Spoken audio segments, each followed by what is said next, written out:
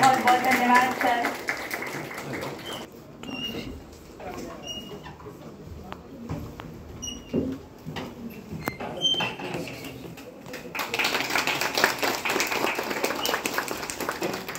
कार्यक्रम के अध्यक्ष हमारे महाविद्यालय के प्रधानाचार्य यानी डॉक्टर प्रकाश पाटिल सर से निवेदन करती हूँ कि वह हमें हिंदी दिन पर मार्गदर्शन करें।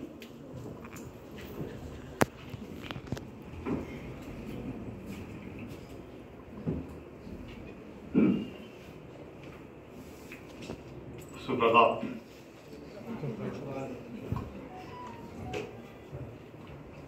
आज के कार्यक्रम के आयोजक प्रोफेसर सोनोनी और प्रोफेसर संगीता रॉय, आज के प्रमुख अतिथि। मुझे अच्छा लगेगा कि उनको ये प्रोफेसर बोलना, क्योंकि उनका थोड़ा सा मैंने परिचय सुन लिया। तो उदय जी दहिया जी एक हास्य कलाकार,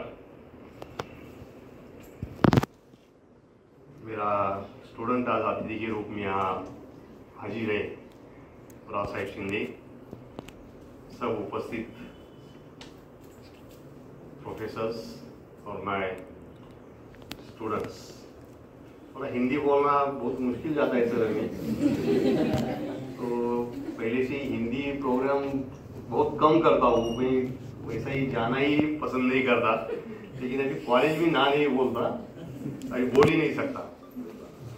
तो फिर भी जितना अभी अकेला मराठी या इंग्लिश में बोलना है अच्छा नहीं, इसलिए कोशिश तो करूंगा। सबसे पहले सबको मैं आज हिंदी दिन की शुभेच्छा देता हूँ, बधाई देता हूँ। और अभी उदय जी से बात करते करते मुझे ऐसा अभी पता चला कि ये जो ऐसे हास्य कलाकार है कि उन्होंने जो राजू श्रीवास्तव के साथ पहली बार उन्होंने जो टीवी पे जो शो आया था हास्य, क्या सर नाम, लाफ्टर चैट, तो उसमें उनके साथ सर ने काम किया। तो सर का एक अलग सा, उनके साथ ही थे वो, तो दो चार लोग जो थे उनमें से सर ही थे। तो इतने बड़े टीवी कलाकार, इतने बड़े फिल्म कलाकार कि आज आपके सामने हिंदी दिन के अवसर पर कुछ पेश करने जा रहे हैं। उनका नॉलेज तो मैंने थोड़ी सी बात करते समझ में आ गया कि यार नॉट ओनली इन इंडिया, सिर्फ इंडिया में नहीं सिर्फ वो प्रोग्राम करते, लेकिन बाहर के देश में भी बहुत सारे देशों में उन्होंने अपना प्रोग्राम किया है। वही पूछा अभी कि सर बाहर कैसा रिस्पांस रहता है आपको, तो बोला कि सर बोलते हैं कि बहुत सारा रिस्पांस बाहर रहता है। मैं भी जब बाहर जाता हूँ तो ऐसा लगता है कि कभी ये भी अलग सा है कि इंडिया ही है। अभी जो कनाडा में चल रहा है तो कनाडा तो पूरा आधा इंडिया ही हुई थी, लेकिन हर एक देश में आगे गए तो बहुत सारे इंडियंस हमें मिलते हैं, बहुत सारे हिंदी अच्छी तरह से बोलते हैं। हिंदी भाषा ही इतनी मीठी रहती है। अभी संगीता राय साहब मैडम जब बोल रही थी तो वो हिंदी भाषी का ही शायद, तो ऐसा लग रहा था कि ये ऐसा सुनना ही चाहिए कंटिन्यूसली।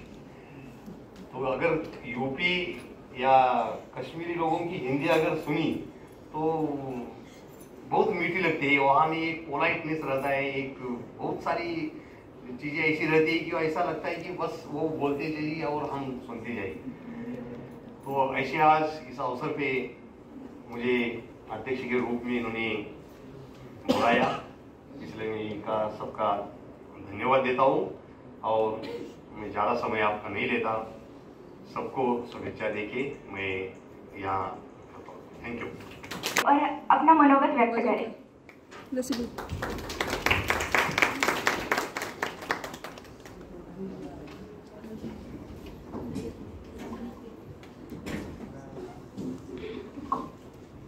नमस्कार,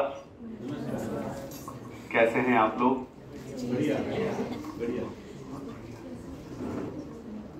बहुत अच्छे लग रहे हैं आप, ऐसा आप मुझे भी कह सकते हैं।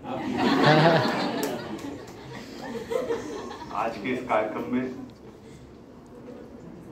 महाविद्यालय के प्राचार्य आदरणीय प्रकाश पाटिल जी, इस कार्यक्रम को जिन्होंने संयोजन किया है प्रोफेसर बाला साहेब सोनोने जी, गीता मैम और महाविद्यालय के सभी स्टाफ मेंबर जो इस कार्यक्रम में सम्मिलित भी हैं और इस कार्यक्रम को आयोजित करने में जिन्होंने सहयोग दिया है, उन सबको मैं धन्यवाद करता हूं। और एक बार सबके सम्मान में आपसे चाहता हूं कि एक बार आप तालियां बजाएं।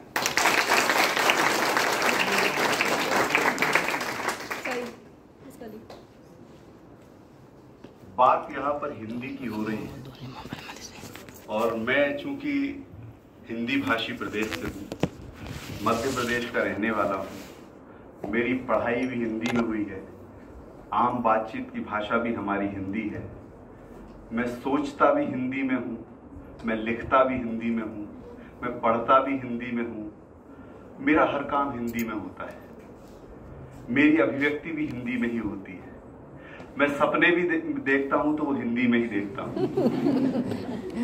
और मैं ये मानता हूँ कि किसी भी व्यक्ति की जो मातृभाषा होती है वो भाषा उसके हृदय से निकली हुई भाषा होती है। जब हम जन्म लेते हैं हमारे पास कोई भाषा नहीं होती है, तब हमारी माँ हमारे अनकहे शब्दों में हमारी भाव अभिव्यक्ति से हमारी भाषा को समझती है और हमारी जरूरतों को पूरा करती है। फिर हम अपनी माँ की गोद से बाहर निकलते हैं और इस दुनिया में बाहर जाते हैं, तब हमारी माँ हमें एक भाषा सिखाती है, कुछ शब्दों के समूह को इकट्ठा करके हम कुछ बोलना सीखते हैं। उस भाषा से हम बाहर जाकर अपने जीवन का निर्वाहन करते हैं, हम अपनी जरूरतों को पूरा करते हैं और माँ की सिखाई हुई उस भाषा को हम मातृभाषा कहते हैं। ये भाषा कोई भी हो सकती है, हिंदी हो सकती है, मराठी हो सकती है, तमिल हो सकती है, तेलुगु हो सकती है, कोई भी हो सकती है। जो हमारी माँ हमें भाषा सिखाती है वही हमारी मातृभाषा है। और फिर उस भाषा से जब हम आगे बढ़ते हैं तो एक ऐसी भाषा होती है जो एक बड़े समूह का नेतृत्व करती है, जो देश में सर्वाधिक बोली जाने वाली भाषा होती है। वो भाषा हमारी राजभाषा होती है और हमारे देश की राजभाषा हिंदी है और राष्ट्रभाषा भी हिंदी है। ये आधिकारिक रूप से घोषित नहीं है, लेकिन हमारा प्रयास है और हम चाहते हैं, हमारे मन की इच्छा है कि हिंदी को राष्ट्रभाषा घोषित किया जाए। तो आज मैं आपके बीच हिंदी पखवाड़े के सितंबर महीने में आपके बीच उपस्थित हूँ और हिंदी को लेकर कुछ अच्छी बातें मैं आपसे करूँगा। जो जानकारियाँ मुझे हैं मैं आप तक पहुँचाऊँगा और कोशिश करूँगा कि वो जानकारी कुछ इस माध्यम से पहुँचे कि सुनकर आपको जानकारी भी मिले और साथ में आपका मनोरंजन भी हो। क्योंकि मैं ऐसी जगह से आया हूँ जिसे कहते हैं एंटरटेनमेंट, मनोरंजन, फिल्मी दुनिया। तो मेरा उद्देश्य भी वही है कि मैं लोगों तक एंटरटेन भी करूं और सिर्फ एंटरटेनमेंट नहीं, इन्फोटेनमेंट। मैं लोगों तक सिर्फ मनोरंजन नहीं पहुंचाना चाहता हूं, बल्कि एक संदेश भी पहुंचाना चाहता हूं, ताकि मनोरंजन के साथ साथ उन्हें कुछ जानकारी भी मिले। शुरू करते हैं बात। अभी आदरणीय प्रिंसिपल साहब बोल रहे थे कि हिंदी भाषा थोड़ी सी कठिन है, बोलने में परेशानी होती है। सर, जब मैं पहली बार महाराष्ट्र आया था, मुंबई, मैं गैर मराठी है, मुझे मराठी का एक शब्द भी नहीं आता था। जब कोई भाषा नहीं आती है तो वो कितनी मुश्किल पैदा करती है और उसमें से भी हम हाथ से निकालते हैं। मैं जब पहली बार मुंबई आया और एक बस में चढ़ा तो मेरे सामने एक लड़की खड़ी थी, वो मुझसे बोली लवकर लवकर, मैं उसके चक्कर में 4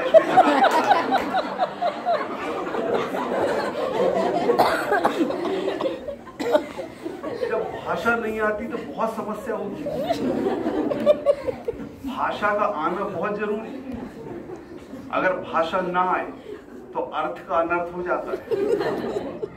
मैं नया नया मुंबई में आया लोखंडवाला में रहने लगा। 2005 में आपको याद होगा जबरदस्त बाढ़ आई थी, जबरदस्त बाढ़ आई, इतना पानी बरसा मुंबई में, गाड़ियां डूब गई, लोग डूब गए, इतना नुकसान हो गया।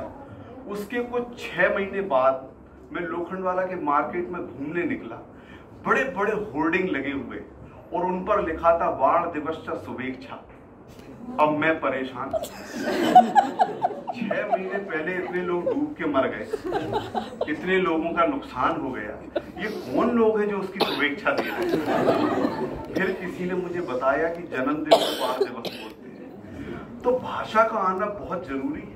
जब तक कोई भाषा ना आए तो उसकी बड़ी समस्या होती है, उसमें हास्य उत्पन्न होता है। फिर मैंने इसका एक तरीका ढूंढा सर। अच्छा, जो मराठी हिंदी है वो थोड़ी अलग तरह की हिंदी है, क्योंकि मैं यहाँ पिछले 20 साल से रह रहा हूँ, समझने की कोशिश कर रहा हूँ। जब जो भाषा का व्यक्ति ना हो और वो उस भाषा को बोलने का प्रयत्न करे तो उसमें कुछ ना कुछ थोड़ा सा एक अलग होता है, बोलने का ढंग अलग होता है, लिखने का ढंग अलग होता है। मैं लोखंडवाला से मैंने अपना घर खरीदा मलाड में। मेरे घर के पास में अक्सा बीच है, बड़ा प्रसिद्ध बीच है, आपने गाना भी सुना होगा, तुझे अक्सा बीच घुमाऊंगा, सुना होगा। वो अक्सा बीच मेरे घर के आगे ही है। मैं अक्सा बीच एक दिन गया तो वहां एक बहुत बड़ा होर्डिंग लगा था साहब, उसके ऊपर 10-12 लोगों की फोटो छपी थी और लिखा था ये सब अक्सा बीच में डूबकर मरे हैं, यहाँ आपका भी स्वागत है। मैंने कहा ये ऐसी हिंदी कौन लिखता है भाई? मतलब जब आप कुछ लिख रहे हैं, उस लिखने में किस तरह का भाव आ रहा है वो होना बहुत जरूरी है। फिर मैंने इसका एक तरीका निकाला कि आखिर ये कैसे सीखा जाए, क्योंकि मराठी आती नहीं थी और ज्यादातर लोग मराठी मिलते थे जो बात करते थे। अब उसमें समस्या ये होती थी कि वो कुछ बोल देता था, मेरी समझ में नहीं आता था। फिर मैंने जिस लड़की से शादी की वो मराठी भाषी है।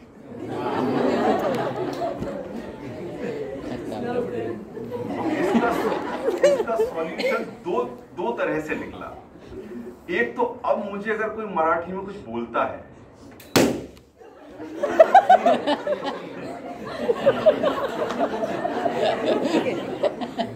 अब अगर मुझे कोई कुछ मराठी में बोलता है तो मैं उसको ध्यान से सुनता हूँ, क्योंकि एक कलाकार हूँ और मेरी सुनने की, समझने की और याद करने की क्षमता ईश्वर ने बहुत अच्छी दी है। तो मैं उसको याद कर लेता हूँ कि क्या कह रहा है और वही के वही शब्द अपनी पत्नी से जाकर पूछता हूँ कि एक आदमी ने आज मुझसे ये कहा। अगर वो कोई अच्छी बात बोल रहा है तो ठीक, अगर उसने कुछ गलत बात की तो अगले दिन झगड़ने पहुंचते। तो वो आदमी मुझसे बोलता है यार भाई तुम्हारा ट्यूबलाइट का स्टार्टर खराब है, तुमको कल कुछ बोलो तो आज लड़ने आते हो। मैंने कहा भाई तूने बोल दिया, तुझे क्या पता कि मेरी क्या समस्या है, मुझे क्लियर करना पड़ता है जाके बड़े डिपार्टमेंट में। ये तरीका मैंने अपनाया। अच्छा, बात अगर हिंदी के विकास की है और हिंदी को हम कैसे आगे बढ़ाएं, तो हिंदी सबसे पहले हमें अपने घर में आगे बढ़ानी होगी। हमें अपने घर में हिंदी भाषा में बात करनी होगी, अपने परिवार में हिंदी भाषा का प्रयोग करना होगा। हम जिस भाषा, जो हमारी मातृभाषा है वो तो सबसे पहली भाषा होती है, लेकिन जो हमारे कामकाज की भाषा है या जो हमारी राजभाषा है या जो देश में सबसे ज्यादा बोलने वाली भाषा है उसको भी हमें सीखना चाहिए। तो सबसे पहले घर में बोलना शुरू करें आप, और जो हिंदी के कार्यक्रम है उन्हें सुना करें। और खास तौर से आजकल लोगों ने पता नहीं क्यों देखना बंद कर दिया है, आप दूरदर्शन लगाकर जरूर देखें। लोग ऐसा जरूर कहते हैं कि बड़े बोरियत भरे कार्यक्रम आते हैं, ऐसा है, आधुनिक नहीं है, लेकिन मैंने अभी कुछ दिनों पहले वापस से लगाकर देखना शुरू किया। वैसे हमारे घर में देखा जाता है, दूरदर्शन में बहुत अच्छे कार्यक्रम आते हैं। एक तो उसमें हिंदी बहुत अच्छी आती है, बड़ी अच्छी जानकारियां आती है। आप वो लगाकर देखेंगे तो आपको धीरे धीरे करके हिंदी समझ में आने लगेगा, किस तरह से बोलना है, किस तरह से उच्चारण करना है, इसका जो प्रोनाउंसिएशन है, उच्चारण है, वो कैसा होना चाहिए, वो आपको समझ में आएगा। अब मैंने अपने घर में हिंदी का विकास कुछ इस तरह से किया कि मैंने आपको बताया मेरी पत्नी मराठी भाषी है। मराठी भाषी वो है और वो इंग्लिश मीडियम से पढ़ी हुई है। उसके बाद वो चेन्नई में जाके नौकरी करने लगी। शादी के 5 साल पहले उसकी नौकरी लग गई चेन्नई में। अब उसकी मराठी, अंग्रेजी और तमिल स्ट्रॉन्ग। अब आप सोचो, जिस आदमी को अंग्रेजी आती हो और मराठी आती हो और तमिल आती हो, वो हिंदी कैसी बोलेगा? तो जब मेरी फोन पे पहली बार बात हुई अपनी पत्नी से, तो मैं चूंकि शुद्ध हिंदी भाषी प्रदेश का हूं और मैं हिंदी में बात करता हूं, तो मैं फोन में बात कर रहा था तो उन्होंने कुछ कहा कि घर में पापा ऐसा बोल रहे थे, मम्मी ऐसा बोल रही थी। तो मैंने कहा कि चिंता मत करो, जितने भी प्रकरण हैं उन सबका हम लोग सॉल्यूशन निकालेंगे, उसका कुछ वो निकालेंगे। बोले आप क्या बोल रहे हैं, क्या निकालेंगे? अरे मैंने कहा जितनी भी प्रॉब्लम्स हैं उन सबका हम सॉल्यूशन करेंगे। अब स्थिति ये है कि मेरे साथ रहते रहते मेरी पत्नी मुझसे अच्छी हिंदी बोलना सीख गई, तो मैंने उनकी हिंदी सुधार दी। अब वो बहुत अच्छा हिंदी बोलती है, मेरी सारी बात को समझती है और अच्छा लिखती भी है, अच्छा पढ़ती भी है। तो सबसे पहले मैंने हिंदी का विकास अपने घर में किया और यही सबको करना चाहिए। इसी से हिंदी का विकास होगा और हिंदी भाषा आगे बढ़ेगी। बाकी फिर दुनिया में तो आप बोलते रहे, लेकिन सबसे पहले अपने घर में अच्छी हिंदी बोलें। अच्छा लग रहा हो तो एक बार तालियां बजाएं, मुझे भी अच्छा लगे। और देखो, जब कोई भाषा नहीं आती तो कितनी समस्या होती है, और जब ना आए और बोलने का प्रयत्न किया जाए, जैसे हमारे काका जी, उनको संस्कृत नहीं आती, एक तो हिंदी इतनी कठिन, ऊपर से संस्कृत, और उनको बोलने का शौक है। अब वो जिस तरह की संस्कृत बोलते हैं तो उसमें हास्य उत्पन्न होता है। एक दिन हमारे पास आए, बोले उदय बेटा हमने संस्कृत सीख ली। हमने कहा अच्छा सीख ली तो चलो इसका अर्थ बताओ। तमसो मां ज्योतिर्गमय, तो बोले इसका अर्थ है मां तुम सो जाओ, मैं ज्योति पर ढूंढने जा रहा हूं। मैंने कहा भाई ये क्या अर्थ का अनर्थ कर रहे हैं आपको? अगर चलो मैंने कहा ठीक है, इसका अर्थ नहीं मालूम होगा, चलो इसका अर्थ बताओ। नारी चरित्रम पुरुषस्य भाग्यम देवो न जानी मनुष्य पुत्र भवता। तो बोले ये तो और सरल है। हमने कहा बताओ। बोले देखो, पहली लाइन में कहा जा रहा है नारी चरित्रम पुरुषस्य भाग्यम। बोले इसमें कहा जा रहा है कि नारी का चरित्र देखकर पुरुष भाग गया। अरे मैंने कहा ऐसा कैसा अर्थ बता रहे हो? पहली लाइन का तो आपने सर्वनाश कर दिया, दूसरी लाइन का और बता दो। बोले दूसरी लाइन में कहा गया है देवो ना जानी मनुष्य पुत्र भवता, अर्थात इनको देवता भी नहीं समझ पाते, मनुष्य तो कुत्ते के समान। अरे हमने कहा ऐसी संस्कृत बोलोगे तो गड़बड़ हो जाएगा। आपको अगर संस्कृत सीखने का, बोलने का शौक है तो पूरी दुनिया संस्कृत सीखने के लिए हमारे देश में आती। वो कहाँ जाती सीखने? सीधे काशी विश्वविद्यालय। तो आपको सीखना है तो आप काशी चले जाओ, वहां से अच्छी संस्कृत सीखो, फिर आराम से अच्छे से बोलो। उन्होंने अगले दिन अपना बोरिया बिस्तर लपेटा और चले गए बनारस में। अब काशी विश्वविद्यालय में घुसने से पहले वहां बाहर एक नदी बह रही थी। उन्होंने कहा कि अपन स्नान कर लेते हैं यहाँ पर, फिर विद्यालय में जाकर प्रवेश लेंगे। तो वो जो नदी थी वो बहुत गहरी थी, पानी तेज बह रहा था। इन्होंने सोचा अगर नीचे उतरेंगे तो बह जाएंगे, तैरना आता नहीं है। तो जो नहाने की एक विशेष जगह होती है उसको कुष्टिका कहा जाता है। तो कुष्टिका में बैठकर अपने लोटे से स्नान कर रहे थे। एक लोटा लिया उन्होंने, उससे पानी निकाल के नहा रहे थे। इनके हाथ से लोटा स्लिप हुआ और वो पानी में चला गया। अब ये सोच रहे निकालें कैसे? तो वहां एक आदमी खड़ा था, उसको बोले भाई साहब मेरा लोटा निकाल दो। तो वो बोला कि आपका लोटा हम नहीं निकाल सकते, क्योंकि यहाँ पे हम सिर्फ संस्कृत बोलने वालों का काम सुनते हैं। आप अगर हमसे संस्कृत में बोलोगे तो निकाल देंगे। तो अब इन्होंने अपनी, चूंकि इनको आती तो थी नहीं, कुछ अलग तरह की बोलते, फिर उन्होंने अपनी संस्कृत में लोटा निकलवाया। और क्या कहा उसने? बोले काशिका की कुष्टिका में लुष्टिका गिर गई।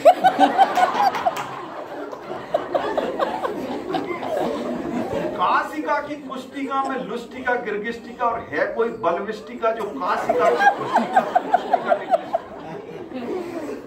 तो उस आदमी ने तुरंत पानी में घुस के लोटा निकाला और इनको प्रणाम किया। बोले प्रभु जी आप यहाँ से चले जाओ, नहीं तो हमारी और खराब कर दो। अब वो काका जी वहां से वापस आए।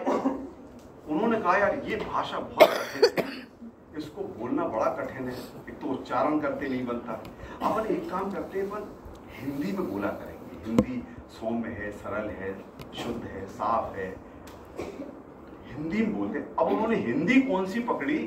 जो संस्कृत के तत्सम शब्दों वाली कठिन हिंदी होती है, क्लिष्ट हिंदी, वो वाली हिंदी पकड़ी। देखो भाषा कोई भी हो, उसकी अगर आप ज्यादा गहराई में जाओगे ना तो वो फिर परेशान करने वाली हो जाएगी। सरल, किसी भी भाषा को सरल बनाने का एक तरीका होता है। अब उन्होंने क्लिष्ट वाली हिंदी पकड़ी, अपनी साइकिल लेकर घर से निकले, साइकिल के पिछले पहिए की हवा निकल गई थी।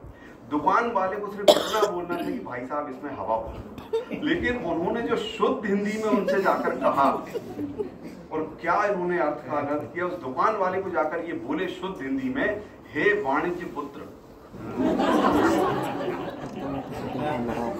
हे वाणिज्य पुत्र, मेरे दुई चक्र वाहन के पश्च चक्र से वायु का निष्कासन हो गया। हे वाणिज्य पुत्र, मेरे दुई चक्र वाहन के पश्च चक्र से वायु का निष्कासन हो गया है। कृपया आप अपनी वायु नलिका द्वारा पुनः वायु का प्रयोग कर श्रम का उचित मूल्य पाएं। वो बोला ऐसी दुकान हमारी नहीं है, आप आगे।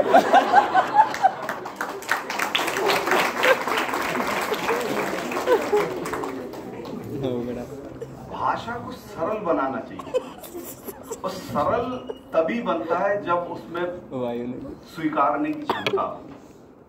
कोई भी सरल तभी बनता है जब उसमें स्वीकारने की क्षमता हो, कुछ नया वो ग्रहण करने की क्षमता रखे, कुछ पुराना त्यागने की क्षमता रखे। जो ऐसा होता है वो सरल बनता है और वही आगे बढ़ते जाता है। आप देखेंगे हिंदी भाषा इतनी समृद्ध क्यों है, क्योंकि हिंदी भाषा में ग्रहण करने की क्षमता है और त्यागने की भी क्षमता है।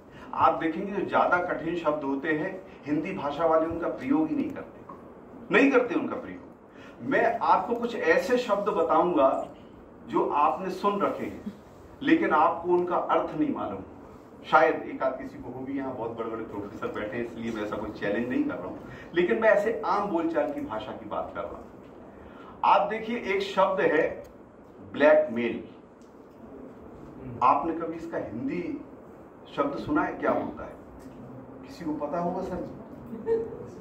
हाँ, आपको तो पता होगा, आप प्रोफेसर हैं, सभी को, जो वरिष्ठ जन यहाँ बैठे हैं उन सबको पता होगा, लेकिन आम बच्चे हैं जो बोलचाल में जो आम लोग होते हैं उनको नहीं पता होता। एक ही शब्द यूज करते हैं, यार वो उसको ब्लैकमेल कर रहा है, मुझे ब्लैकमेल कर रहा है। आखिर ब्लैकमेल होता क्या है? ब्लैकमेल का हिंदी शब्द होता है भय दोहन। किसी के डर का फायदा उठाना। भय है उसके अंदर किसी चीज का, उसका दोहन किया जा रहा है, भय दोहन। कुछ शब्द, लेकिन इस शब्द का कभी प्रयोग नहीं होता, कारण बड़ा कठिन सा शब्द है, जल्दी समझ में नहीं आता है। तो हमारे हिंदी भाषा की एक बहुत अच्छी बात यह है कि इसमें स्वीकार्यता है, नए नए शब्द को स्वीकार करते। और जो हम आम बोलचाल की भाषा में हिंदी बोलते हैं ना, उसमें पूरी तरह से 100% हिंदी नहीं होती, उसमें दूसरी कई भाषाओं के शब्द मिले होते हैं। एक छोटा सा वाक्य होता है, एक गिलास पानी लाओ, ये शुद्ध हिंदी नहीं है। गिलास अंग्रेजी का शब्द, पानी किसी और अरबी भाषा का शब्द है। एक लाइन में 2-3 भाषाएं हो गई, लेकिन चूंकि ये सरल है, सहज है, स्वीकारने की क्षमता है और ये हम समझ पाते हैं, इसलिए भाषा समृद्ध होती जा रही है। ठीक वैसा ही है कि जो ज्यादा वजनदार चीजें हैं, खराब चीजें हैं, जब पानी बहता है, जब कोई नदी बहती है, आप देखना जहां उसका उद्गम होता है वहां बड़ा छोटी सी धार होती है, लेकिन जब वो आगे बहती है, बढ़ते जाती है, तो उसमें अलग अलग जगह की छोटी छोटी और नदियां आगे मिलते जाती हैं। वो अपनी खराब चीजें को जमीन में सतह पे छोड़ते जाती है, निर्मल पानी आगे बढ़ता जाता है, इधर उधर की और नदियां आती जाती है और आगे जाके विशाल रूप धारण करती है।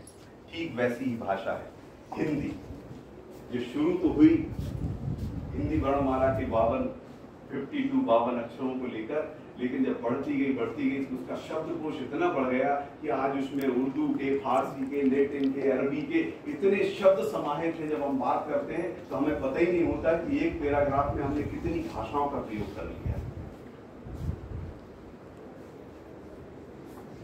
तो हिंदी भाषा सहज सरल बनी इसलिए है क्योंकि उसमें ग्रहण करने की क्षमता है, और ये जिस व्यक्ति के अंदर ये ग्रहण करने की क्षमता होती है, पुरानी चीजों को छोड़ने की क्षमता होती है जो काम की नहीं है, वो व्यक्ति भी आगे बढ़ते जाता है। वो चाहे धर्म हो चाहे को, सब आगे बढ़ते हैं।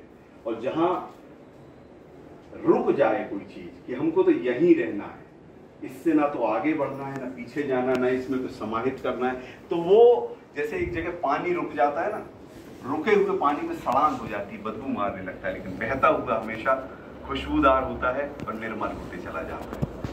तो हिंदी हमारी इतनी अच्छी भाषा है। मैं वापस अपने सब्जेक्ट पे लौटता हूँ क्योंकि आप लोगों को थोड़ा भारी होने लगा है।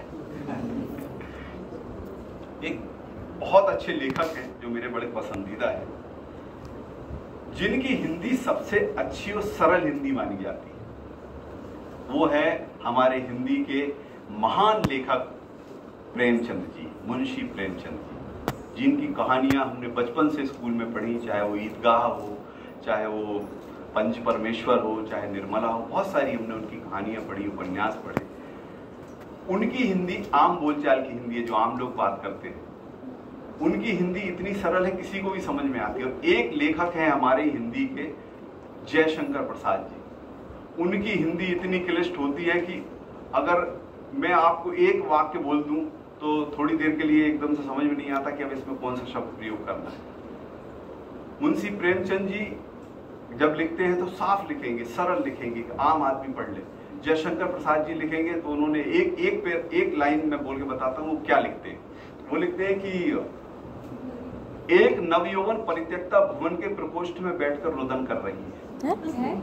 अब आप समझते रहो कि इसमें हो क्या रहा है, इस वाक्य में क्या कहा गया है और क्या हो रहा है। अब इसी बात को प्रेमचंद जी लिखेंगे तो इतनी सरल होगी कि एक लड़की को उसके पति ने त्याग दिया है, इसलिए वो एक कमरे के कोने में बैठकर रो रही है। कितनी सरल हो गई भाषा। एक नवयौवन परित्यक्ता भुवन के प्रकोष्ठ में बैठकर रुदन कर रही है। ये भाषा को कठिन बना लो, तो हमको कठिन नहीं बनाना है, हमें सरल रखना है। और एक लेखक मेरे और पसंदीदा, वैसे तो बहुत लंबी लिस्ट है, लेकिन मैं इनकी चर्चा इसलिए कर रहा हूँ क्योंकि मुझे इनको पढ़ना, इनको सुनना, इनकी बातें करना बहुत अच्छा लगता है। आपने भी सुना होगा और मेरे इस बात को सुनने के बाद आपको बड़ा आनंद भी आने वाला है। एक बड़े अच्छे व्यंग्यकार हैं जिन्होंने व्यंग लेखन को विधा का दर्जा दिलाया। पहले व्यंग को विधा नहीं माना जाता था, बोलते थे लिखा कुछ लिखा होगा पता नहीं क्या है, लेकिन इन्होंने इसको व्यंग का दर्जा दिलाया। वो है श्री हरिशंकर परसाई जी। हरिशंकर परसाई जी इतनी अच्छी रचनाएं लिखते हैं, मैं उनका एक छोटा सा आपको सुनाता हूँ, आपको आनंद आएगा निश्चित रूप से। वो क्या करते थे, जब कुछ लिखते थे तो धार्मिक धर्म ग्रंथों से छोटे छोटे अंश उठाते थे, उसको छेपक बोलते थे, उसको लिखते। अब मैं आपको उनकी एक रचना सुनाता हूँ, उसके बाद आप निश्चित रूप से उनसे जुड़ेंगे और आपको आनंद आएगा। उन्होंने एक रचना लिखी, रचना का शीर्षक है प्रथम स्मगलर। क्या है? प्रथम स्मगलर। वो प्रथम स्मगलर उन्होंने किसको बताया मालूम है? हनुमान जी को। कैसे? छोटी सी रचना 1 मिनट में खत्म हो जाएगी कि हनुमान जी संजीवनी बूटी लेकर लौट रहे थे, अयोध्या के नाके पर पकड़ लिए गए। पहले तो उन्होंने जो पहरेदार थे उनको उठाकर जमीन पर पटक दिया। जब वो किसी के वश में नहीं आए तो एक आदमी दौड़ के गया भरत जी के पास। वो कहा कि एक बड़ा उत्पाती बंदर आया, किसी के वश में नहीं आ रहा, पता नहीं, आप चलिए। भरत जी बोले इन स्मगलरों ने नाक में दम कर रखा है, ये तस्कर आजकल बड़ी तस्करी चल रही है, पता नहीं कौन है क्या है, चलो देखते हैं। शत्रुघ्न को साथ में लिया, वहां पहुंचे। जैसे ही हनुमान जी ने देखा कि ये तो हमारे राम जी के भाई है, वो पहचान गए, तो हाथ जोड़ के खड़े हो गए। तो बोले देखा पहले कितना उत्पात मचा रहा था, हमको देख के कैसा हाथ जोड़ के खड़ा हो गए है? क्या नाम है तुम्हारा? बोले जी हनुमान। कहाँ से आ रहे हो? बोले जी मैं हिमालय से आ रहा हूँ। कहाँ जा रहे हो? बोले जी लंका जा रहा हूँ। क्या ले जा रहे हो? बोले जी औषधि ले जा रहा हूँ। अच्छा, दवाइयों की स्मगलिंग करती हो? है, दवाइयों की स्मगलिंग करते हो? किसके लिए काम करते हो? रावण के लिए? बोले नहीं जी। बोले फिर?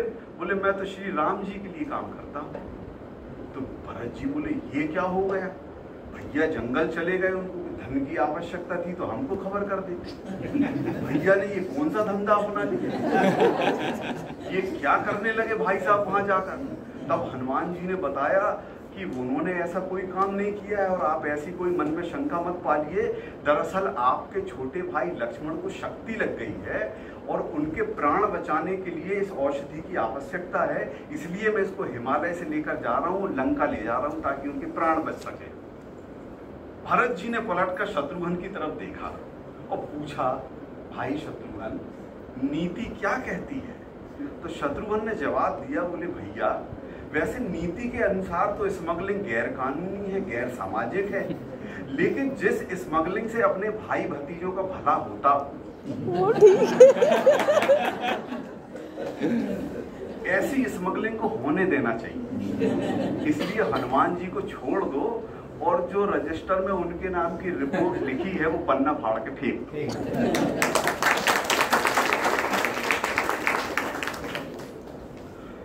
तो ये जो लेखक हैं ये बड़े अच्छे अच्छे लेखक हैं, मुझे पढ़ने का बहुत शौक है। और जिस तरह से आप विद्यार्थी हैं, मैं आज भी अपने आप को विद्यार्थी मान के चलता हूँ। मैं रोज कुछ ना कुछ पढ़ता हूँ। मैं अगर ना पढ़ूं तो मुझे रात को नींद ना आए। मुझे कुछ ना कुछ पढ़ने को रोज चाहिए। मैं किताबें ढूंढते रहता हूँ कि कहीं कोई अच्छा लेखक हो, किसी नए लेखक की कोई किताब आई हो। और ये इनको पढ़ के पता चलता है कि लोगों की सोच कहाँ तक है और हमें किसी चीज का ज्ञान ही नहीं है। लोग कैसे कैसे कहाँ से क्या क्या निकाल कर लेकर आते हैं। अब देखिए, एक लेखक की मुझे एक रचना याद आ रही है। एक राइटर है विनोद भट्ट, वो छोटी छोटी क्षणिका लिखते हैं, आधे आधे पेज की, एक पेज की, ज्यादा लंबी कहानी कभी नहीं लिखते। उन्होंने लिखा कि महाभारत का युद्ध चल रहा था और जब भगवान श्री कृष्ण ने पूरी भगवत गीता सुनाई और अर्जुन को समझाया कि भाई युद्ध कर, इनको मार, ये जितने खड़े सब तेरे शत्रु हैं और ये तो पहले से मरे हुए हैं, ये सब मेरे द्वारा मारे जा चुके हैं, तू निमित्त बन रहा है।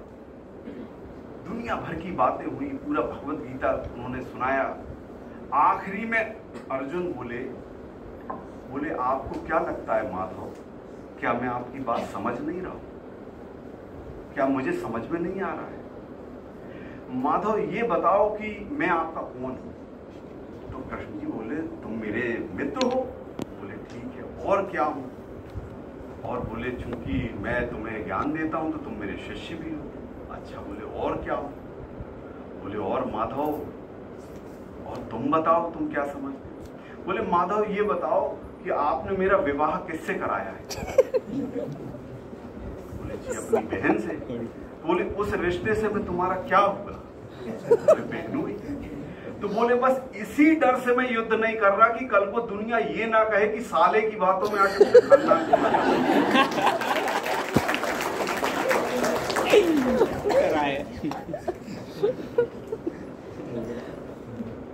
किताबें पढ़ते रहो, क्या क्या ज्ञान की बातें मिलती हैं, कहाँ से क्या निकल के आ जाता है कोई भरोसा नहीं।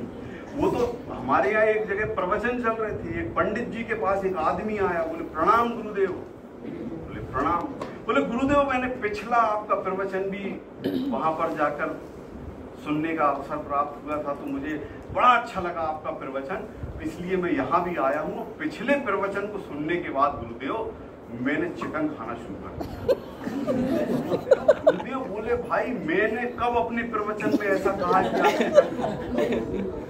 ये किस तरह की बात कर रहे हो? बोले गुरुदेव पिछले प्रवचन में आपने जो वृतांत सुनाया था कि किस तरह से इंद्र ने रात को मुर्गे का रूप धारण किया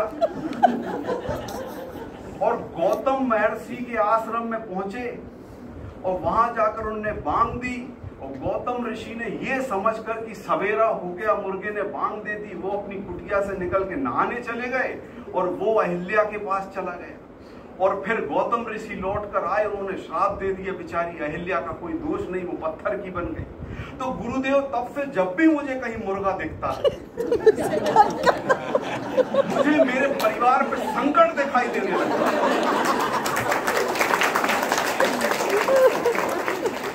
और गुरुदेव में उसका तुरंत चिकन टिक्का बना खा जाता।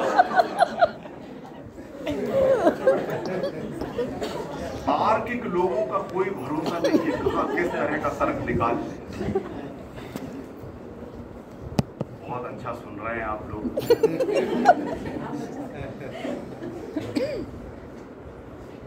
एक छोटी सी रचना है, ये हरिशंकर परसाई जी की रचना है। ये मुझे भी बहुत पसंद है कि देखो क्या क्या लिखते हैं लोग और कहां से क्या निकाल कर लाते हैं। बोले यमराज के ऑफिस का एक दूत एक एक आत्मा को उठाकर उसके नंबर के हिसाब से थैली में जमा रहा था। उसका काम था आत्मा को यहां से वहां ले जाना। तभी एक आत्मा ने पूछा, कहां ले जा रहे हो? तो दूत ने कहा, तुम्हें ये पूछने का कोई अधिकार नहीं है। आज तक किसी आत्मा ने नहीं पूछा कहां ले जा रहे हो। बोले क्यों नहीं पूछने का अधिकार है? जब मुझे ले जा रहे हो तो मुझे पता होना चाहिए कि कहां ले जा रहे हो। तो बोले ये बताने का मुझे कोई अधिकार नहीं है, मेरा काम सिर्फ आत्मा को यहां से वहां ले जाना है। ये आपको पूछना है तो बड़े साहब के पास चलो, प्रभु जी के पास। बोले चलो मुझे वहां लेकर। ये उस आत्मा को ले जाकर जैसे ही प्रभु जी के गेट पे पहुंचा, घर के दरवाजे पर, तो वहां बैठा हुआ आदमी जिसकी ड्यूटी थी वो इसके ऊपर गुस्सा हो गया। बोले तुम इतने दिनों से दिखे नहीं और तुम कहां थे? और दूत तुम्हारी बहुत ज्यादा शिकायतें आ रही हैं। पता चला है कि तुम रिश्वत लेकर आत्माएं बदल देते हो, धांधली कर रहे हो। तुम ये जानवरों की आत्माएं रिश्वत देकर आदमियों में डाल देते हो, और फिर वो बाहर जाकर उल्टे सीधे काम करते, चोरी करते, महिलाओं को छेड़ते। ये सब तुम्हारी गलती है। तुम जानवरों की आत्माएं आदमियों में क्यों डाल रहे हो रिश्वत देकर? वो तो तुम बोले साहब के बड़े मुंह लगे हो, उनके घर का सारा सब्जी लाते हो, सामान लाते हो, और इसलिए तुम बचे हुए, नहीं तो मैं तुमको कभी का नौकरी से निकाल देता। बोले वो ठीक है, अभी मुझे अंदर जाने तो मुझे जरूरी काम है। बोले क्या काम? बोले ये आत्मा पूछ रही कहाँ ले जा रहा है। बोले तो साहब से पूछो। अंदर गए, प्रभु जी ने पूछा, आओ दूत, बहुत दिनों बाद आए और तुम्हारा तो यहाँ आने का कोई काम ही नहीं होता, तुम तो वैसे ही सारे काम निपटा लेते हो, यहाँ क्यों आए? बोले ये आत्मा पूछ रही कहाँ ले जा रहे। बोले इसको पूछने का कोई अधिकार नहीं। तो आत्मा बोली क्यों अधिकार नहीं है, मुझे बताओ कहाँ भेज रहे हो। बोले पृथ्वी पर एक 7 बच्चों का टीचर है, मास्टर, उसके घर पे आपको 8वें बच्चे के रूप में जन्म लेना है। बोले कौन से शहर में? बोले उस शहर में। कहाँ पे? बोले वो मास्टर। अरे बोले प्रभु जी बैठिए भाई, जो लोग बाद में आए आराम से बैठिए। बहुत बढ़िया। जो लोग लेट आते हैं ना, आपको पता नहीं है, दुनिया के सबसे इंटेलिजेंट लोग यही होते हैं। क्योंकि आपको जानकारी होगी जब वर्ल्ड ट्रेड सेंटर पर हमला हुआ था तो वही लोग जिंदा बचे थे जो लेट आते थे।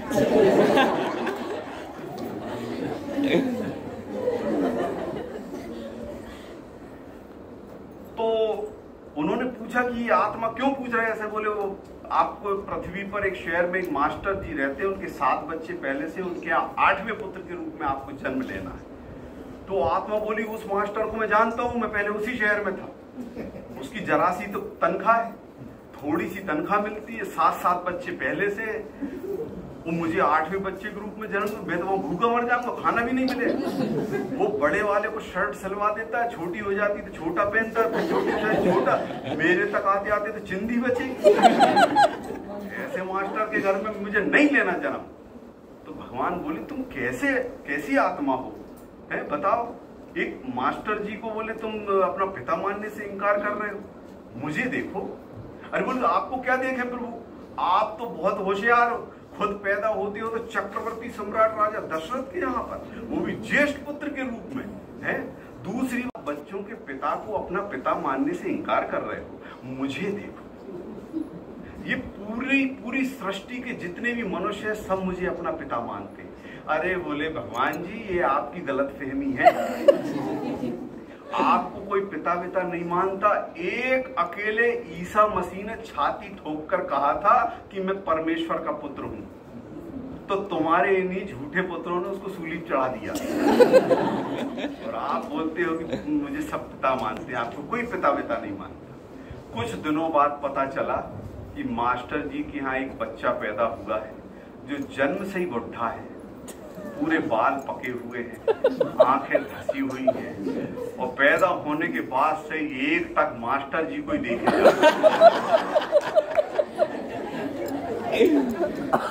दूर से लोग उसे देखने आ रहे हैं कि अजूबा सा बच्चा हुआ है। ऐसी अद्भुत रचनाएं लिखने वाले हमारे परम आदरणीय में, जिनको बड़े मतलब मैं उनका बहुत बड़ा प्रशंसक हूँ, हरिशंकर परसाई जी के लिए एक बार जोरदार तालियां बजाएं। मैं जब स्कूल में पढ़ता था 6वीं 7वीं क्लास में, तो उनके 1-2 पाठ थे हमारे स्कूल में। आइए आइए बैठिए। अब मैं इनके बारे में कुछ बोल तो सकते ही नहीं, आपको सब पता ही है पहले। तो जब मैं स्कूल में पढ़ता था 6वीं 7वीं क्लास में, तो उनके 1-2 पार्ट थे, जैसे समय पर ना मिलने वाले, टेलीफोन।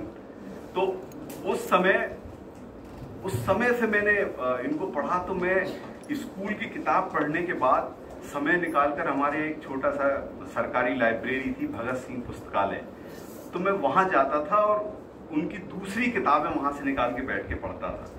और जब स्कूल में मंथली टेस्ट होते थे तो उसमें लिखने को आता था कि इन लेखक का जीवन परिचय लिखिए, तो मैं उसमें जब लिखता था तो जो कोर्स में रहता था उसके अलावा बाहर का भी लिख देता था। तो मास्टर जी बोलते थे, भाई एक बात बता, ये कहाँ से पढ़ा है? मैंने कहा सर वो लाइब्रेरी गया था। बोलते थे ये बाकी के कोर्स के नहीं पढ़ते, तू बाहर से भी पढ़ के आता है। ठीक है, अच्छी बात है। तो वो सर बड़े प्रसन्न रहते थे। और मैं बड़ा भाग्यशाली हूँ कि वो जितने भी मेरे टीचर हैं, शिक्षक हैं, जिन्होंने मुझे पढ़ाया है, वो आज भी मेरे सब संपर्क में हैं। त्योहार पर और अन्य दिनों में वो मुझे फ़ोन करते हैं और मैं जब भी जाता हूँ तो उनसे मेरी मुलाकात होती है और बहुत सारा आशीर्वाद मुझे उनसे मिलता है। और अपने गुरुजनों से मिलते रहना चाहिए, अपने गुरुजनों से हमेशा मिलते रहना चाहिए। आगे चल के आप कहीं जाओ, कुछ करो, पढ़ो, लिखो, ऑफिसर बनो, कुछ भी बनो, लेकिन अपने शिक्षकों से हमेशा मिलते रहो, क्योंकि यहाँ से आप जब भी मिलोगे तो निश्चित रूप से आपको इनसे कुछ ना कुछ मिलेगा। आपका धन बढ़ने ही वाला है, कभी उसमें कोई कमी नहीं होगी। एक बार हमारे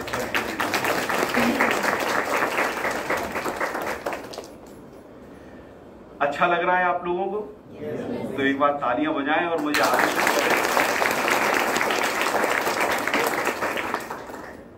कुछ और सुनाएं या मन भर गया है? देखिए साहब, मैं चूंकि मनोरंजन की दुनिया से आता हूं और मैं जहां भी जो भी चीज देखता हूं, जो भी कुछ देखता हूं, तो उसमें मुझे हमेशा कुछ हास्य नजर आता है, कुछ ना कुछ उसमें से मुझे ढूंढने की एक आदत है। मैं सपने में भी कोई चीज देखता हूं तो उसमें मुझे लगता है कॉमेडी बनेगी। तो मैं आपको एक ऐसी कॉमेडी सुनाता हूं जिसको सुनाकर लाफ्टर चैलेंज में मेरा चयन हुआ था। लाफ्टर चैलेंज की जब टीम आई हमारे यहाँ मध्य प्रदेश में, तो जो डायरेक्टर और वो सब आए थे, उन्होंने जब मुझे वहाँ पहली बार सुना तो ये वाली रचना सुनने के बाद उन्होंने कहा कि एक ऐसी रचना है जिसे बोलकर बताना बहुत कठिन काम है। तो देखिए, भगवान ने इंसान को दिमाग दिया है तो इसलिए दिया है ताकि आदमी सोच समझ के काम करे, टाइम पे काम कर ले, समय की थोड़ी बचत भी कर ले और किसी मुसीबत में ना पड़े। लेकिन हम इंसानों की एक आदत बहुत खराब है, हम अपना दिमाग ज्यादा लगाते हैं। हम 10 घंटे के काम को 10 मिनट में करने का सोचते हैं। और जब कभी कोई आदमी इस तरह की कोई हरकत करता है तो वो किस तरह की मुसीबत में पड़ता है, वो मैं आपको इसके माध्यम से सुना रहा हूं। तो आप सुनिए भी, चिंतन भी कीजिए मन, और देखिए कि क्या हो रहा है, एक आदमी की क्या दुर्गति हो रही है और आप उसमें आनंद लेंगे कि क्या मजा आ रहा है। एक आदमी को डॉक्टर के पास लाया गया। डॉक्टर ने देखा उस आदमी का सर फूटा है, दांत टूटे हैं, पसलियां टूटी, हाथ टूटे, कमर टूटी, पैर भी टूटे। तो डॉक्टर ने पूछा, एक बात बताओ, आदमी का एक्सीडेंट होता तो 1-2 जगह से टूटता है, तुम ये ऊपर से नीचे तक कैसे टूट गए? तो क्या बता रहा है वो आदमी? अब आप उस आदमी की होशियारी देखिए और आप आनंद लीजिए उसने क्या बताया। बोले, डॉक्टर साहब क्या हुआ कि एक 10 मंजिल ऊंची बिल्डिंग में सबसे ऊपर काम चल रहा था। शाम के टाइम ठेकेदार आया और बोला, ये जितनी ईंट रखी है ऊपर ये ले जाकर आप नीचे रख के आओ, उसके बाद आपकी छुट्टी। तो डॉक्टर साहब, मैंने मन में सोचा कि अगर ये ईंट 2-2, 4-4 करके नीचे ले जाऊंगा तो मेरा सवेरा तो यही हो जाएगा। तो मैंने दिमाग लगाया, अपन होशियार आदमी है डॉक्टर साहब। वहां एक ऐसी पुल्ली गिर्री लगी थी, हम उससे ऐसे रस्सी से खींच के सामान ऊपर लाते थे। तो डॉक्टर साहब, मैंने क्या किया कि एक अच्छी लंबी रस्सी उठाई और उसमें ऐसे करके फंसाई, उसके दोनों छोर नीचे चले गए। अब मैं नीचे उतर के आया डॉक्टर साहब, मैंने उसके एक छोर पे खाली ड्रम बांध दिया। खाली ड्रम 15 किलो का, मेरा वजन 50 किलो का। अब मैंने दूसरे छोर को खींच के ड्रम पहुंचा दिया ऊपर 10वीं मंजिल पे, और दूसरे छोर को मैंने एक खंबे से बांध दिया। अब डॉक्टर साहब, मैं ऊपर चढ़ के आया और जितनी ईंट रखी थी पूरी ले जाके मैंने उस ड्रम में डाल दी। अब ड्रम हो गया 400 किलो का, मेरा वजन 50 किलो ले लिया। अब डॉक्टर साहब मैं उतर के नीचे आया और मैंने मन में सोचा कि रस्सी को खंबे से खोल के धीरे धीरे छोड़ता जाऊंगा तो ड्रम नीचे आता है। लेकिन मैं ये भूल गया कि मैं 50 किलोग्राम तो इसके पहले कि डॉक्टर साहब मैं कुछ समझ पाया, मेरे दोनों हाथ ऐसे पकड़ा, मैंने सट से मेरे दोनों पैर जमीन से उड़ गए। मैं सरसराता ऊपर जा रहा, सरसराते चले जा रहे, सरसराते चले आ रहे। और जैसे ही मैं 5वीं मंजिल पे पहुंचा तो ड्रम आके मेरी खोपड़ी में लगा। मैंने कहा रस्सी नहीं छोड़ना, अपन बहुत होशियार आ, अपन आ गए 5वीं मंजिल पे, सर फूट गया, यहाँ से नीचे गए तो हाथ पैर टूट जाएंगे। तो मैं जोर से रस्सी पकड़े रहा डॉक्टर साहब, और मैं सरसराता ऊपर जाऊं, ड्रम सरसराता नीचे जाए, सरसराते चले जा रहे, सरसराते चले जा रहे। और जैसे ही मैं नीचे पहुंचा तो डॉक्टर साहब हुआ क्या कि वो 10वीं मंजिल पे जाके मेरे दोनों हाथ वो गिर्री में चले गए, तो मेरे दोनों हाथ गिर्री में टूट गए। मैंने कहा रस्सी नहीं छोड़ना, अपन 10वीं मंजिल पे आ गए, खोपड़ी पहले ही फूट गई है, हाथ अलग टूट गए, 10वीं मंजिल से नीचे गिरे तो साफ ही हो जाएंगे। तो मैं जोर से रस्सी पकड़े रहा किसी तरह से डॉक्टर साहब। अब हुआ क्या कि वो ड्रम जो नीचे जाके गिरा तो वजन के कारण वो फट गया, और जैसे ही फटा तो उसकी ईंट गिर के हो गई खाली। तो वो हो गया 15 किलो का और मैं 50 तो डॉक्टर साहब फिर मैं सरसराते नीचे जाऊँ, काम सरसराते ऊपर जाए, सरसराते चले जा रहे, सरसराते चले जा रहे। और जैसे ही मैं 5वीं मंजिल पे पहुंचा डॉक्टर साहब, वो खाली ड्रम आके मेरे पैर में लगा। अब मैंने कहा रस्सी नहीं छोड़ना, अपन होशियार, हाथ पैर खोपड़ी सब टूट गई, यहाँ से नीचे गिरे तो साफ ही हो जाएंगे। तो मैं जोर से रस्सी पकड़े रहा डॉक्टर साहब। अब मैं सरसराता नीचे जाऊं, ड्रम सरसराता ऊपर जाए, सरसराते चले जा रहे, सरसराते चले आ रहे। और जैसे ही मैं नीचे पहुंचा डॉक्टर साहब तो वो ईंट के ढेर में गिरा। तो डॉक्टर साहब मेरी कमर टूट गई, और जैसे ही कमर टूटी डॉक्टर साहब तो मुझे चक्कर आ गया। जैसे ही चक्कर आया तो मेरे हाथ से रस्सी छूट गई।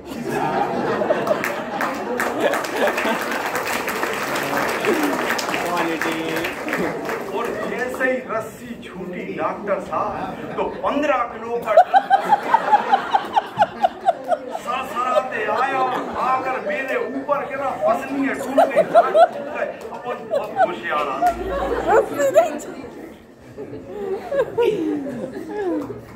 बहुत अच्छा सुन रहे हैं आप लोग। आप लोग ना एक्सपोर्ट क्वालिटी के श्रोता हो।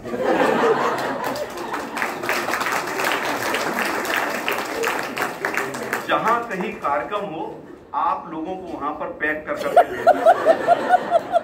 फ्रंट पे बिठा देना चाहिए, कार्यक्रम सुपरहिट हो जाए।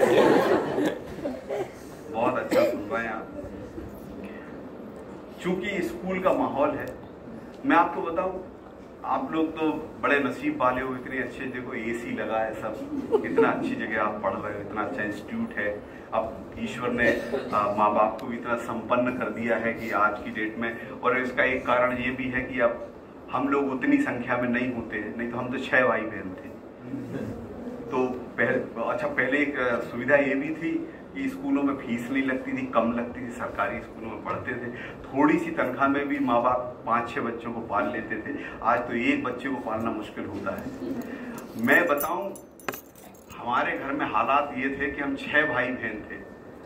हमारे घर में जब पिताजी आते थे रात को तो वो कभी ये नहीं पूछते थे उदय कहाँ है, प्रेम कहाँ है, ये कहाँ, उनको क्या करना, वो सीधे टार्च मार, इलेक्ट्रिक डिपार्टमेंट में नौकरी करते थे, उनके पास एक टॉर्च हमेशा होती थी, वो ऐसे करके गिनते थे 1 2।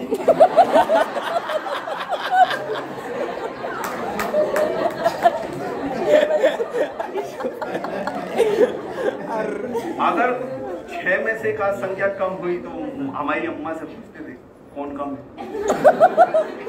और वो कम वाला मैं ही होता। कहाँ गया ये, बोले उधर कहीं कुछ कवि सम्मेलन हो रहा, क्या कार्यक्रम हो रहा, वहां गया सुनने के लिए। ठीक है। अब स्थिति ये होती थी कि अगर कोई बाहर का स्टूडेंट, कभी कोई हमारा दोस्त आ जाए, वो आके पूछता था, क्या होता था पहले स्कूल में नाम अलग होते थे, घर में नाम अलग होते थे। अभी भी ऐसा होता है ना, लेकिन अभी फर्क हो गया है। अभी सबके पापा को पता होता है कि मेरे बच्चे का नाम स्कूल में क्या है, हमारे टाइम ये पता ही नहीं होता था। वो मेरा छोटा भाई है बलराम, उसका घर में नाम है डैनी। अब उसका एक दोस्त आया, वो हमारे पिताजी से पूछ रहा, अंकल बलराम है क्या? अब पिताजी परेशान कि घर में बलराम कौन? अब वो बोल रहे यहाँ कोई बलराम नहीं रहता, चलो जाओ यहाँ। फिर अम्मा आई पीछे से, वो अपने घर में जो डैनी है ना उसी का नाम बलराम। ये तो हालात थे साहब, लेकिन अब धीरे धीरे करके माहौल बदलते जा रहा है। अब जो बच्चे आ रहे हैं, पहले मालूम हमारी पिटाई भी बहुत होती थी, आजकल तो ये बंद ही हो गया, ये मामला ही बंद हो गया है। आजकल जो बच्चे इतने इंटेलिजेंट हो रहे हैं उसका एक सबसे बड़ा कारण ये कि पिटाई बंद है। ना स्कूल में पिटाई होती ना घर में होती, पहले दोनों जगह होती थी। आजकल जो पेरेंट्स बच्चों को रिफ्रेशमेंट के नाम पे घुमाने ले जाते हैं ना, मॉल ले जा रहे हैं, फिल्म दिखाने, वाटर किंगडम, हमारे टाइम पे रिफ्रेशमेंट का एक ही साधन था, एक जोरदार झापड़ मारते, बच्चा 3 दिन तक रिफ्रेश रहता था।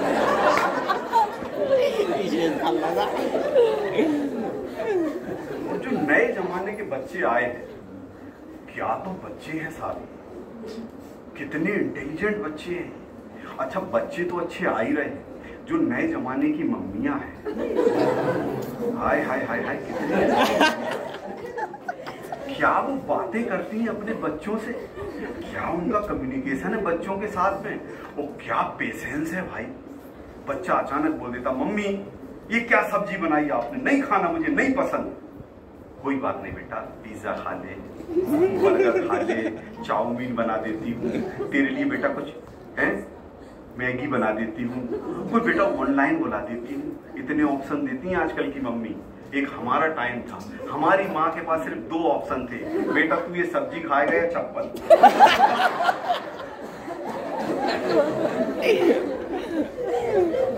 और हम दोनों खाते थे, हमारे पास कोई ऑप्शन था ही नहीं, पहले चप्पल बाद में सब्जी। अभी देखो क्या सुविधाएं आजकल बच्चों के पास है। सुबह सुबह माँ बाप दोनों लगे होते हैं, एक उसको सॉक्स पहना रहा है, शूज पहना रहा है, बैग टांग रहा है, तैयार करके उसको ले जाते हैं, हाथ पकड़ के स्कूल की बस में बिठा के ऐसे बाय करते हैं जैसे वो जंग लड़ने जा रहे हैं।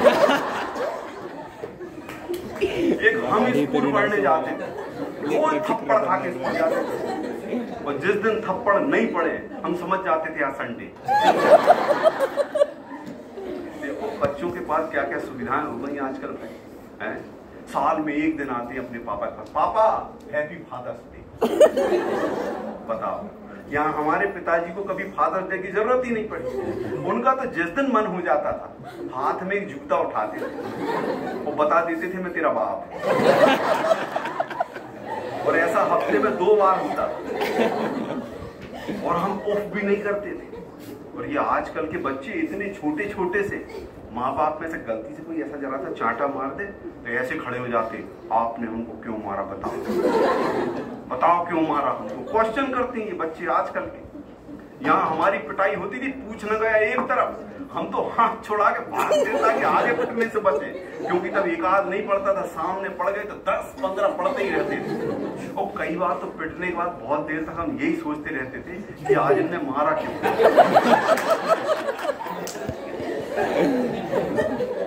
पता ही नहीं होता था किस बात के लिए मार रहे, रात को देर तक जाग रहे तो पिटाई, सुबह देर तक सो रहे तो पिटाई, नहाने नहीं जा रहे तो पिटाई, बड़ों के नहाने के टाइम बाथरूम में घुस गए तो पिटाई, जहाँ बड़े लोग बैठे वहां से बार बार निकल रहे तो पिटाई, बड़ों ने कुछ पूछ लिया जवाब दे दिया तो पिटाई। बड़ों को जवाब देते हो? बड़ों ने कुछ पूछ लिया जवाब नहीं दिया तो पिटाई, बड़ों को जवाब नहीं देते। कहीं चप्पल घुमा के आ गए तो पिटाई, किसी और की पहन के आ गए तो पिटाई, फिल्म देखने के लिए पैसे मांग लिए तो पिटाई, दोस्त के पैसे से फिल्म देखा है तो पिटाई, और किसी को पीट के आ गए तो पिटाई, किसी से पिट के आ गए। और कई बार तो इसलिए मारते थे, इसको 4-5 दिन से नहीं मारा।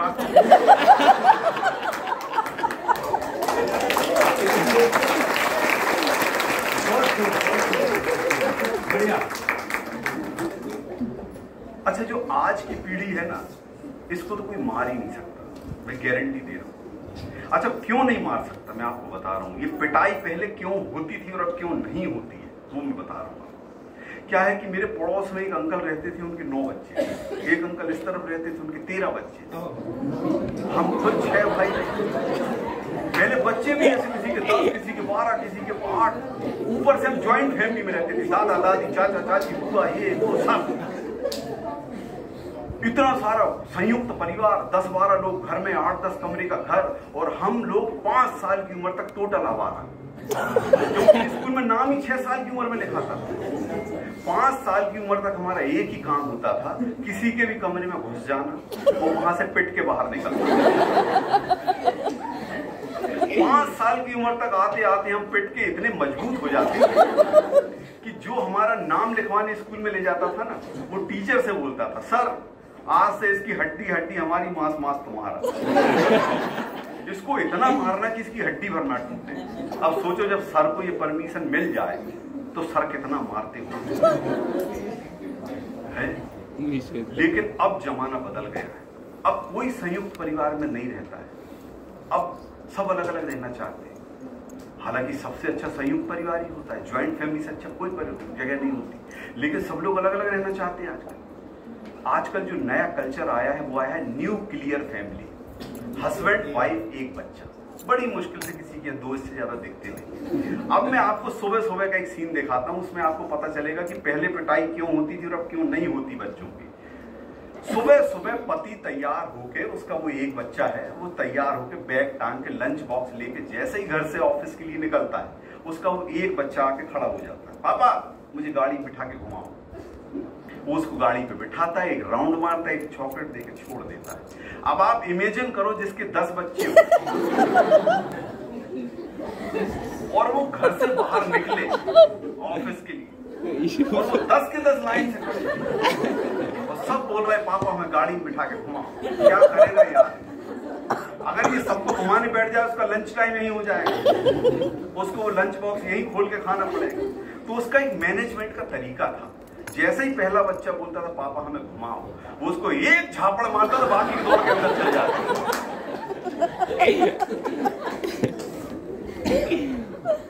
अच्छा, अब जो बच्चे आए हैं नए जमाने के, जो अभी छोटे बच्चे हैं, ये सब बच्चों की कोई पिटाई कर नहीं सकता। मैं इस बात की गारंटी देता हूं, इनको कोई मार ही नहीं सकता। ये 2 साल के होते हैं मासूम, 2.5 साल के, इनको अपना नाम बोलना नहीं आता, इनका स्कूल में नाम लिखा देते। फिर इनकी पीठ पे एक बैग, उसमें कापी, किताबें, पानी की बोतल, लंच बॉक्स, जितना वजन बच्चे का नहीं उतना बैग का वजन। वो उसको पीठ पे लाद के ऐसे चलता है जैसे अनाज मंडी का मजदूर बोरा लेके जा रहा है। फिर ये बच्चा 90+ मार्क्स लाता है और टेंशन में रहता है, मेरा 95 आया है, मेरे फ्रेंड का 97 आया है। ये 90 से ऊपर % लाने वाली पीढ़ी है और टेंशन में रहती है, इसको कोई मारेगा। स्कूल गया, स्कूल से आया, कोचिंग से आया, होमवर्क कर रहा है, हम ही उसको बोलते बेटा कहीं खेलने चला जाएगा, बोलता पापा टाइम ही नहीं है, कहाँ चला जाए। अब इस बच्चे को कोई मारेगा? मैं छोटा था तो मैं अपने पिताजी को देख के घबराता था मन में कि मेरा बाप कहीं मुझे 2 चार पढ़ना दे। मैं बड़ा हो गया हूं तो मैं अपने बच्चे को देख के डरता हूं, भगवान कि मेरी औलाद कहीं कुछ करना। ये आज के बच्चे ये 90+ मार्क्स लाके टेंशन लेते हैं। ये बच्चे, मेरे भतीजे के 98% आए, फिर भी वो टेंशन में। मैंने कहा क्या हुआ बेटा? बोलता चाचा 98% आए।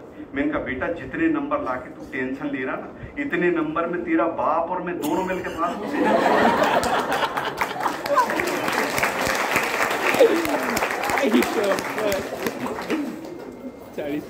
बताओ, ये 98% लाके भी टेंशन में ले रहा है। ये जो बच्चे 90% से ऊपर लाके टेंशन लेते हैं, अवसाद में आके कुछ गलत कदम उठा लेते हैं। कई बार न्यूज आती है कम % आए थे, छत से कूद गया, कहीं कोई किसी ने कुछ कर लिया।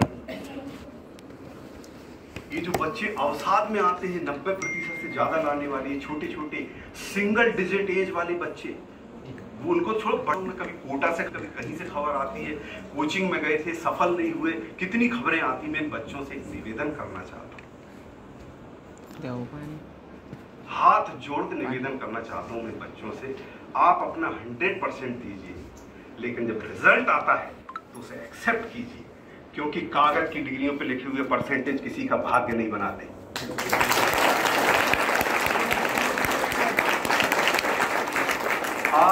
भाग्य बनाने वाले आप खुद हो। आप जिंदगी में जो चाहोगे बन जाओगे। और जब जब किसी के हाथ में पढ़ाई की लकीर थोड़ी छोटी होती है ना, ईश्वर उसे एक ऐसा टैलेंट देकर भेजता है, पहचानने की देर है। वो आदमी कोई ऐसा बड़ा काम करता है कि पूरी दुनिया उसे सैल्यूट करती है। हमारे देश में एक बहुत बड़ा एग्जाम्पल है, सचिन तेंदुलकर साहब ने कोई बड़ी डिग्री नहीं दी, 12वीं क्लास तक पढ़े हैं नॉर्मल, लेकिन आज की डेट में उन्होंने एक ऐसा नाम कमाया है कि पूरी दुनिया उन्हें सैल्यूट करती है। और उनके नाम का एक लेसन स्कूल के कोर्स में जिसे बच्चे पढ़ते हैं, इससे बड़ा कोई दूसरा एग्जाम्पल नहीं हो सकता है। मैं बच्चों से बस एक बात कहना चाहता हूं, परीक्षा दो, अपना 100% दो, लेकिन जब रिजल्ट आए तो उस मार्कशीट में कम परसेंट को देखकर कोई गलत कदम मत उठाओ, क्योंकि वो मार्कशीट महज एक कागज का टुकड़ा है और आप किसी के दिल के टुकड़े हो।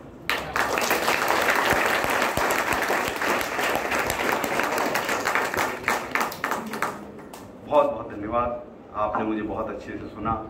मैं इस तरह की बातें लगातार कई घंटों तक कर सकता हूं, लेकिन समय की एक सीमा होती है और मैं चाहता हूं कि फिर दोबारा कभी यहाँ आने का मौका मिले और आपसे मैं फिर एक बार मुखातिब हूँ और आप लोगों के सामने यहाँ खड़ा हो सकूँ और ये प्यास थोड़ी सी बरकरार रहे कि आगे और कुछ सुनना है, तो आगे सुनाने के लिए फिर दोबारा मैं आप